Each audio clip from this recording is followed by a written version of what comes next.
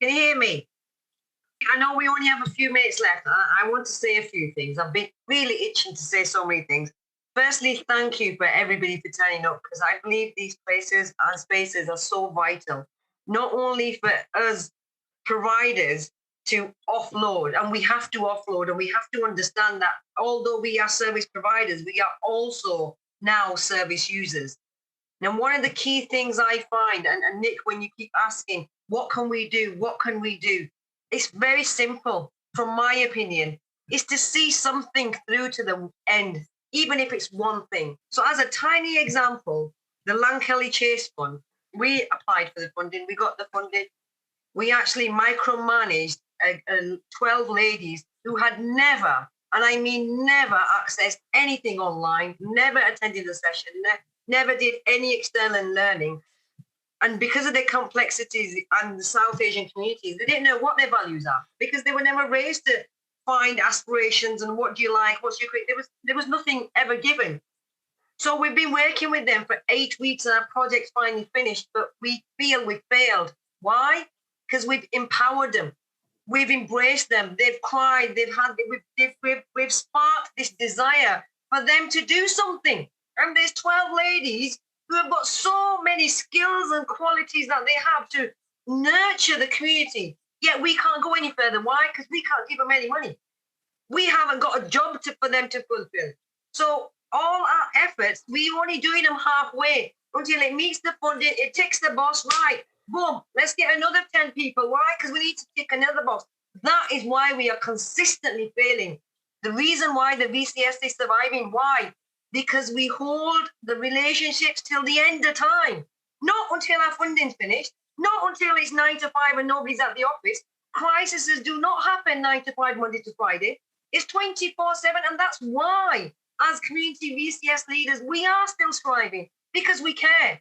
And that's where we're failing. So these 12 ladies, as a tiny example, we've empowered them. We've put our heart, sweat, and soul, because we've been there and we've done that and we've got the teacher. And we don't want them to go through what we've been going through for 20 years. But the sad thing is, they have to, because you still haven't got the system right. A full 12 months later, we're having the same goddamn conversation. And we, as enablers, we relive it. We relive every trauma. And that's not fair.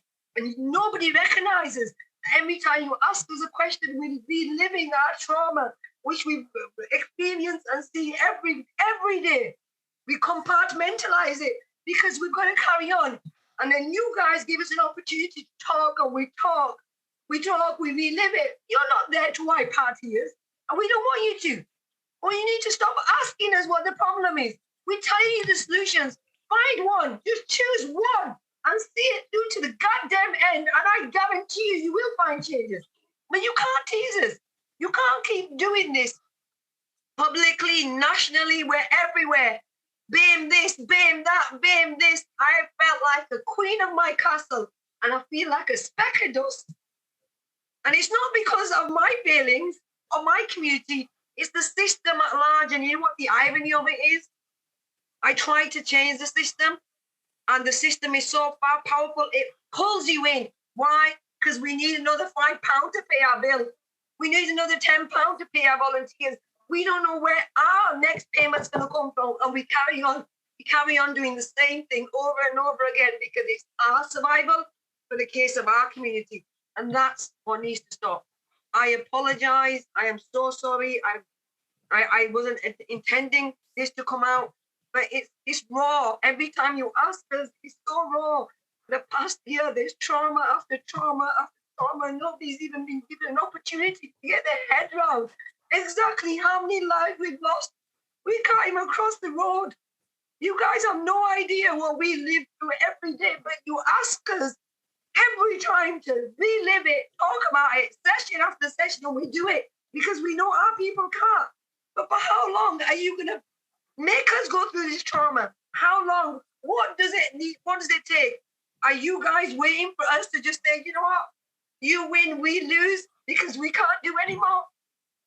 That's what's going to happen in the end. And it's not fair. It's just not fair. Choose what you guys want to do. See one thing and see it through to the end.